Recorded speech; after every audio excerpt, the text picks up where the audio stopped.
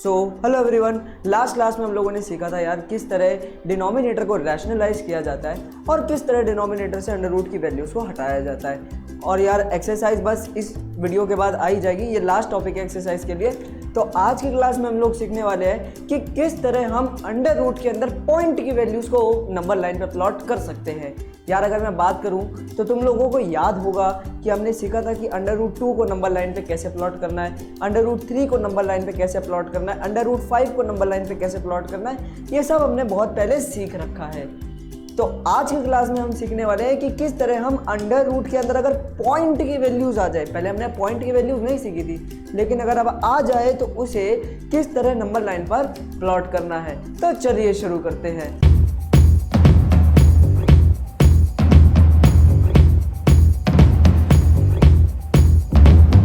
तो भाई यहाँ पर आप देख पाएंगे कि मेरे को बोला गया है अंडर रूट 7.5 को नंबर लाइन पर प्लॉट करना है। भाई अब तक तो मैंने सिर्फ नॉर्मल नंबर्स को ही जो अंडर रूट के अंदर हो नंबर लाइन पर प्लॉट करना सीखा है, लेकिन पॉइंट वालों को नहीं सीखा। भैया अगर जब भी पॉइंट वाला आ जाए तो आप लोगों को कुछ भी नहीं करना। जैसे यहाँ पे आपको 7.5 दे रखा है, यहाँ पे आपको कोई भी पॉइंट वाला नंबर दे देंगे तो जितना भी आपको नंबर दे रखा होगा उतनी सेंटीमीटर की एक लाइन आपको ड्रॉ कर लेनी है। साथ साथ ड्रॉ करते रहिए ताकि आपको अच्छे से समझ आ जाए। और अगर आपको समझ नहीं आता तो आप हमसे कमेंट में पूछ लेंगे, वैसे तो समझ आ ही जाएगा। तो जैसे यहाँ पर आपको 7.5 बोला है तो 7.5 सेंटीमीटर की आपको यहाँ पर क्या बना लेनी है, एक लाइन बना लेनी है। अच्छा, अब ये पूरी 7.5 सेंटीमीटर की एक लाइन है, आप इसको मेजर करेंगे तो ये 7.5 की होनी चाहिए। अच्छा, बहुत ध्यान से देखेंगे, जो हमारा b है बच्चों, ये b हमारा 0 है नंबर लाइन का। हम मान कर चल रहे हैं, ऐसे नंबर लाइन जो बनाते हैं उसमें एक 0 बनाते हैं, फिर 1 बनाते हैं, फिर 2 बनाते हैं ना, ऐसे ही ये b जो है वो मेरा क्या है, 0 है। तो भाई ये जो लाइन होगी ये -7.5 होगी, हाँ कि ना।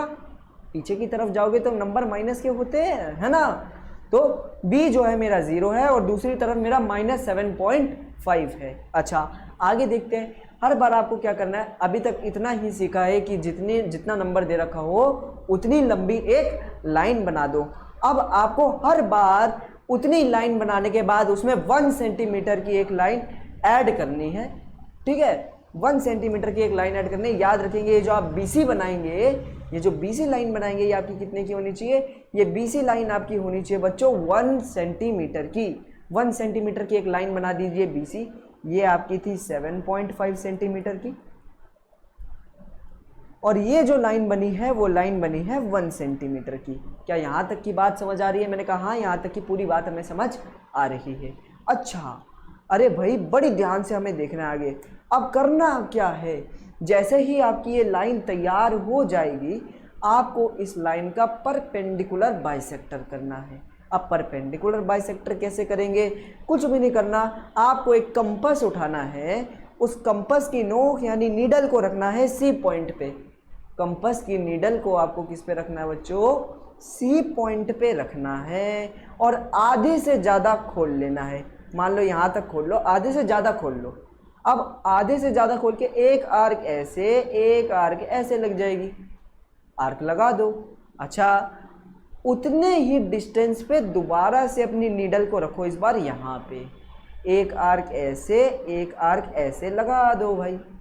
तो भाई ये एक पॉइंट और ये एक पॉइंट आपके पास आएगा, इसको आपको क्या कर देना है, ज्वाइन कर देना है, बिल्कुल इस तरीके से।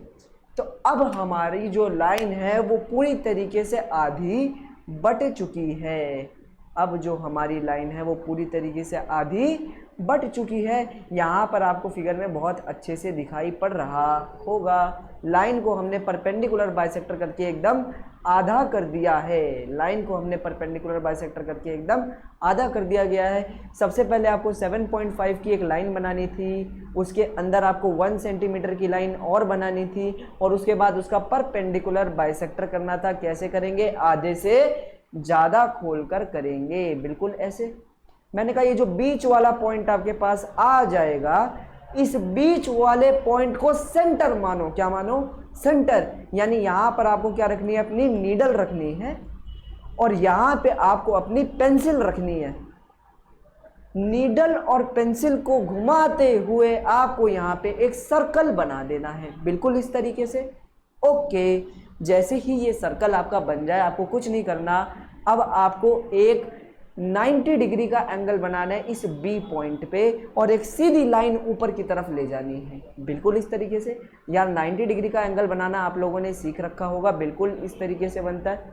ऐसे एक सीधी लाइन ऊपर की तरफ ले जाएंगे और जहाँ पर ये पॉइंट और सर्कल इंटरसेक्ट करेंगे, हमें यही पॉइंट की तलाश है। अब बड़ी ध्यान से देखेंगे, इस बार भी आपको क्या करना है, कंपास को उठा लेना है। कंपास उठाने के बाद कंपास की नीडल को रखना है आपको बी पॉइंट पे।